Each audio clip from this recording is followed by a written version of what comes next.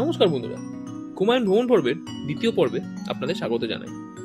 গত পর্বে আপনাদেরকে দেখিয়েছিলাম কিভাবে আমরা হায়দ্রাবাদ থেকে ব্রেক জার্নি করে রায়পুর থেকে ফ্লাইট চেঞ্জ করে আবার পৌঁছে গেলাম লখনৌ, এবং সেখানে এসে আমরা লখনৌতে হেরিটেজ হোটেলটিতে পৌঁছে, লখনৌর যে হেরিটেজ হোটেল পৌঁছে ভিডিও শেষ করেছিলাম।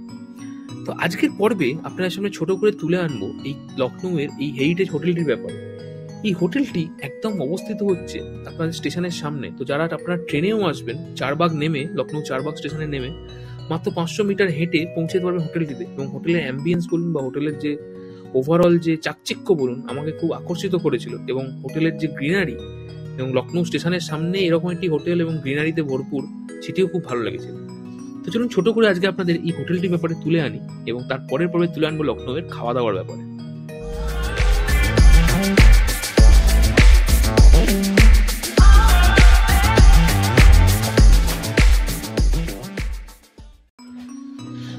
তো যেরকম আপনাদের বললাম, লখনৌ স্টেশনে খুব কাছে অবস্থিত হওয়ার জন্য প্রথম দেখাতেই হোটেলটিকে আমি যখন মেকমাইটের থেকে হোটেল বাছি কোনো জায়গা দেখে ভালো লেগে গেছিল, এবং ট্যুরের শুরুটা করতে চেয়েছিলাম একটা হাই নোটে, যেখান থেকে আপনি পুরো ট্যুরের, কারণ এরপরে আমাদের ছিল প্রায় 9 থেকে 10 দিনের ট্যুর, বাকি পুরো মেন ট্যুরটাই এরপর থেকে শুরু হচ্ছে।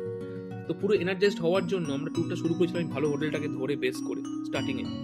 এবং এই হোটেলটিতে ছিল হচ্ছে 3 ধরনের রুম।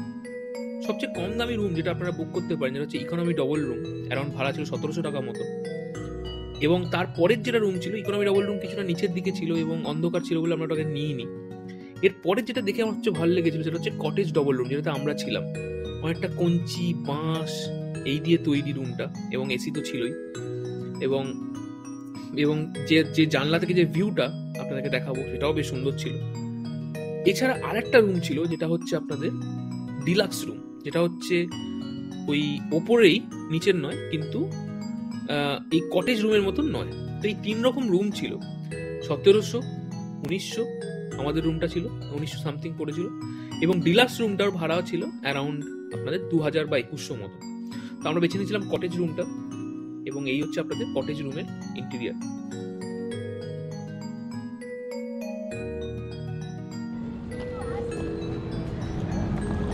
এই হচ্ছে আমাদের হোটেল, হেরিটেজ হোটেল। সৈকতকে একটা ফোন করি, দাঁড়া। এটা এন্ট্রি নেই।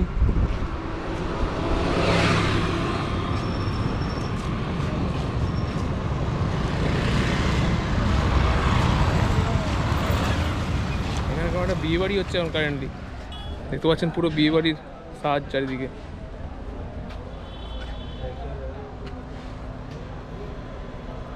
বিশাল আলিসান লন আছে এদিকে, এদিকে অনেক পাম গাছ। খাওয়া দাওয়ার জায়গাও এখানে মনে হচ্ছে হবে। এটা বিয়ের ছাদনাতলা। বাবা, হয়তো রাত্রিবেলা তো ঘুমের দফারবা হয়ে যাবে মনে হচ্ছে, গান বাজনা চেঁচামেচি।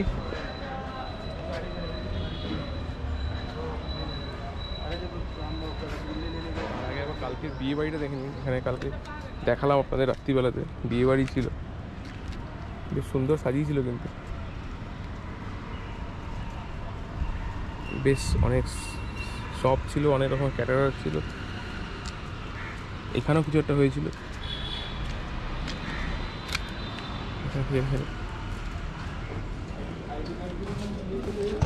আচ্ছা,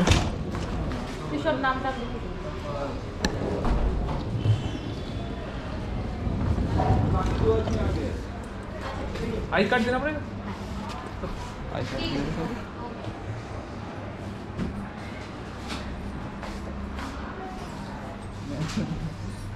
মেট্রো থেকে কি করে আসলি? হেঁটে হেঁটে আসলি তো? হ্যাঁ। একটুখানি কি রাস্তাটা, শুধু রোদ বলে বেশি মনে হচ্ছে। আর এই অটো ফটোগুলো দাঁড়িয়ে এমন।